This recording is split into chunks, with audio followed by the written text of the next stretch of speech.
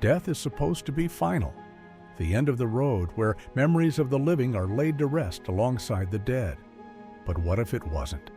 What if the things we believe to be absolute, death itself, the grave, and final goodbyes, turned out to have cracks? Tonight, we explore a story that walks the line between legend and reality, one that feeds into humanity's oldest and deepest fear. This tale begins in the quiet town of Oakhaven, where the Vance family was struck by tragedy when their daughter Elara passed suddenly. Her funeral was somber, rain falling hard as her coffin was lowered into the earth. It seemed like the end of a promising life. For 5 long years, the Vances carried their grief like a shadow. But then, one day, they got a phone call. A woman from a neighboring town had spotted Elara, alive, smiling, ordering her coffee like nothing had ever happened. She sounded so sure. But how could that be? The Vance family didn't know it then, but the phone call was a spark that would reignite a mystery far darker than they could imagine. One where small-town secrets, human error, and primal fears blurred the line between horror and reality. The death of Elara Vance. The town of Oakhaven felt like something out of a postcard. Nestled between forested hills, its quiet charm was matched only by its close-knit sense of community. Among its residents, Elara Vance was a shining presence. At just 22, she radiated vitality, a picture of health and happiness. She was the kind of person people believed would live a long, full life. But in the spring of 2017, something changed. It came on suddenly. One day, Elara wasn't feeling well. By the time her family called the doctor, her symptoms had spiraled out of control, fatigue that left her bedridden, shallow breaths, and a faint, erratic pulse. Dr. Alistair Finch, the town's physician, was baffled. The countless tests he ran came up with nothing. And then, just as quickly as it began, it was over. Less than 2 weeks after falling ill, Elara Vance slipped away. The town was devastated. Elara had been more than just a daughter and friend. She was almost symbolic of the town's innocence, its small, simple charm. Her funeral was held on an overcast day, the sky draped in gray as if the world itself mourned the loss. As her coffin was lowered and the dirt was shoveled over, it felt final, complete. But it wasn't. 5 years later, a sighting. 5 years passed. The Vances learned to live with the silence Elara had left behind, until the call. A woman named Annie Dubois, frantic and stammering, told them she had seen someone who looked just like Elara in a nearby town.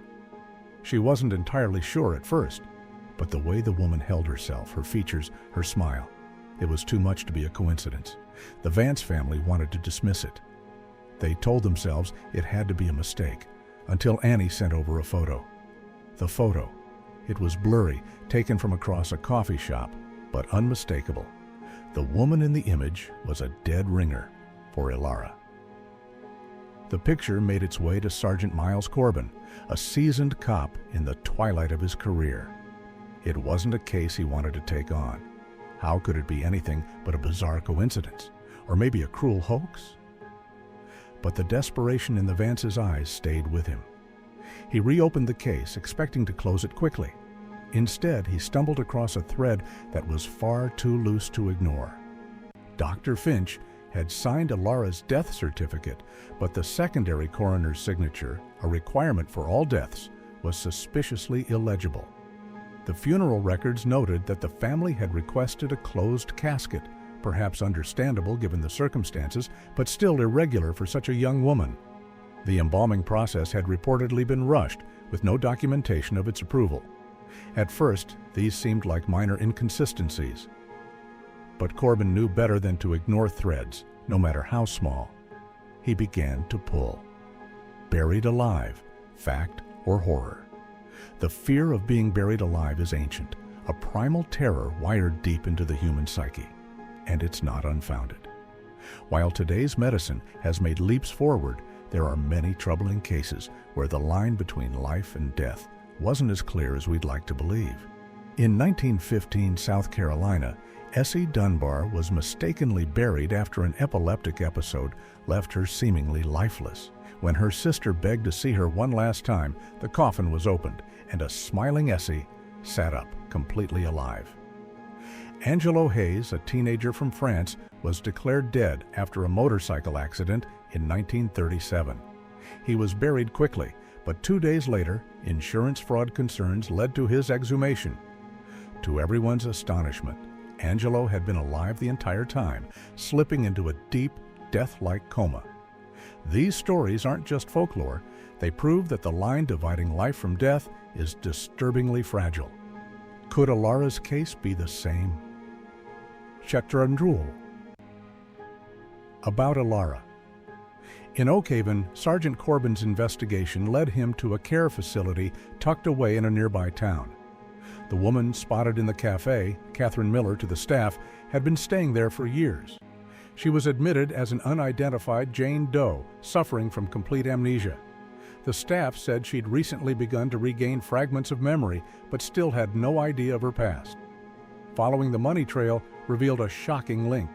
Her care had been funded anonymously through an offshore account tied to Dr. Alistair Finch. When confronted, the doctor broke. He confessed everything. Alara hadn't died. She had slipped into an ultra-rare coma that mimicked death so perfectly it fooled even the equipment. Finch only realized his mistake after her coffin had already been prepared for burial. Instead of admitting his error, which could have destroyed his career and reputation, he forged death records and secretly transferred Alara to the facility. He had hoped she'd remain in her coma indefinitely. But Alara woke up. Aftermath. The cost of lies.